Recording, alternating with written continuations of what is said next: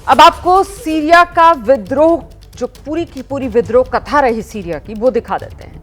तख्ता पलट के बाद पूरी दुनिया की नजर सीरिया पर ही टिकी हुई है। यहां की जनता ने राष्ट्रपति असद के महल पर पूरी तरीके से कब्जा जमा लिया है। राष्ट्रपति को जान बचाकर रूस भागना पड़ा है। जनता को जो कुछ मिला, जनता सब लूट ले गई और लूट की ऐसी तस्वीरें सामने आई जो बांग्लादेश में हुए तख्ता पलट की याद ताजा करवाती हैं।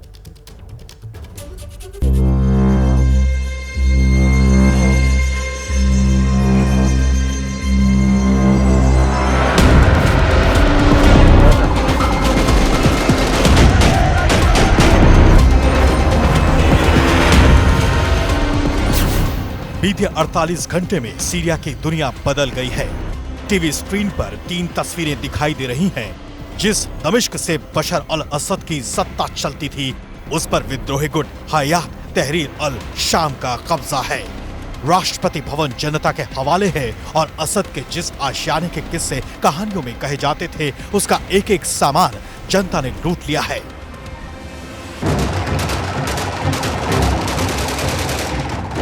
सीरिया के हर बड़े शहर पर विद्रोही गुट का कब्जा है, लेकिन तख्ता पलट के बाद जो लूटपाट जनता ने राष्ट्रपति भवन में जाकर की, उसका सीन बिल्कुल वैसा है जैसा बांग्लादेश, श्रीलंका और अफगानिस्तान में देखा गया था। ये तस्वीरें राष्ट्रपति भवन की है। लोगों की भीड़ राष्ट्रपति भवन पर टूट पड़ी है। चारों तरफ सामान बिखरा पड़ा है।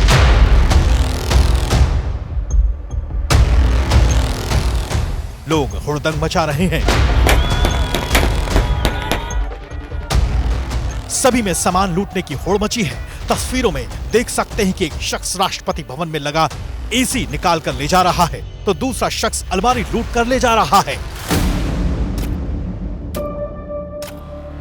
राष्ट्रपति भवन में चारों तरफ सामान बिखरा पड़ा है।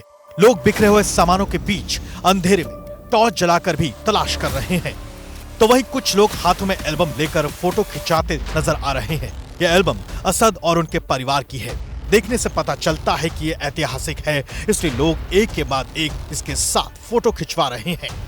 राष्ट्रपति भवन में घुसी भीड़ सिर्फ लूटपाट ही नहीं कर रही, बल्कि वहां रखे महंगे सोफों पर बैठकर फोटो और सेल्फी भी लेती नजर आई। तस्वीरों में देख सकते हैं कि लोग सोफे पर बैठकर ग्रुप फोटो करवा रहे हैं। वहीं दूसरी तस्वीर में एक शख्स राष्ट्रपति की कुर्सी पर बैठा दिख रहा है और बड़े आराम से फोटो खिंचा रहा है। लोगों को जो मिला सब उठा कर ले गए। महंगे फर्नीचर, यहाँ तक कि झूमर तक को उतार कर ले गए। लोगों ने राष्ट्रपति असद के बेडरूम तक को नहीं बख्शा।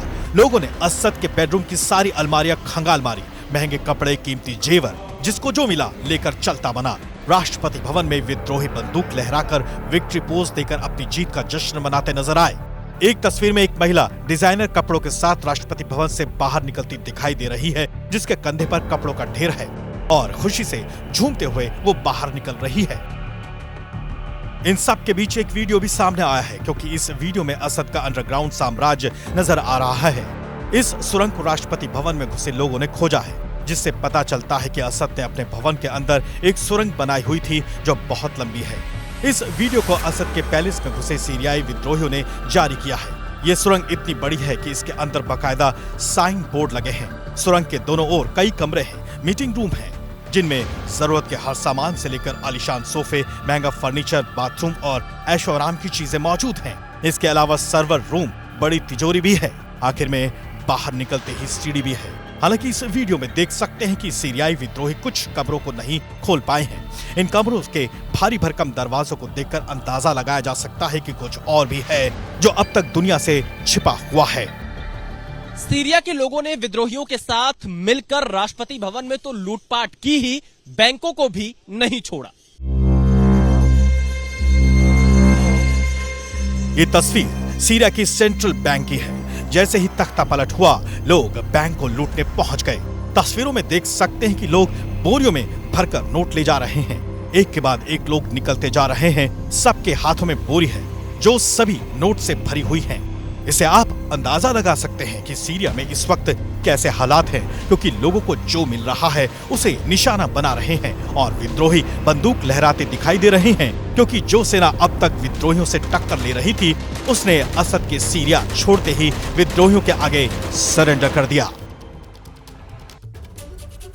और देखिए ये जो सीरिया में तख्ता पलट हुआ है, इसके बाद अमेरिका आईएसआईएस को नए सिरे से निशाना बनाने में लगा है।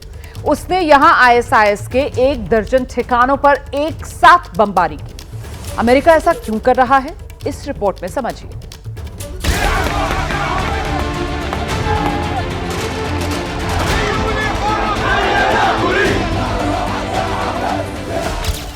किसी ने टैंक पर चढ़कर जश्न मनाया तो किसी ने असद के परिवार की मूर्तियों को ही तोड़ डाला।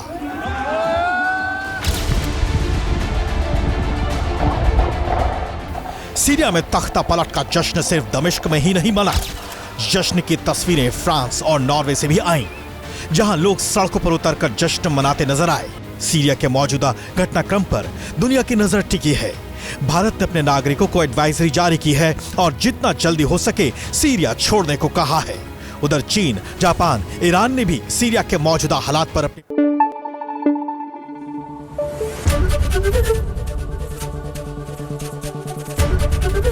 एबीपी न्यूज आपको रखे आगे।